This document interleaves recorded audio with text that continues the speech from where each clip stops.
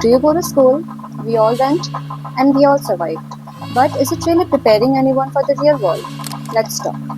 The main root of the problem is that our education system is still based on a system, on a model which was built years ago during British colonial rule, and it still operates. One which was to produce clerks, obedient clerks, not innovative thinkers.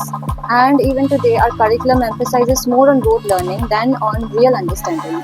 So, children today prefer to memorize the answers instead of understanding about the problem.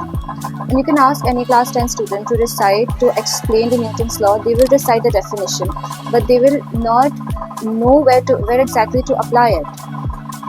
You can say everyone is judged by the same yardstick, that is percentage or their ranks or their marks.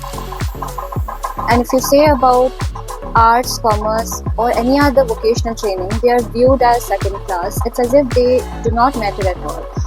And we should not forget about how little creativity is encouraged in schools nowadays. It's always doctor bano, yeah, engineer bano. You should always choose JEE or NEET or prepare for civil service exams. अरे दूसरा कोई option नहीं है क्या? If we are living in a 21st century modern world, there are many other options. But see, this obsession with marks, this obsession with profession kills curiosity.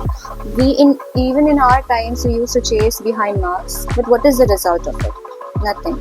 So let's be real. It's time to change now. It's time to change our thinking. It's time to change our curriculum from rote learning to innovative thinking, to critical thinking, to creative thinking, so that only after that, only the education system is going to change.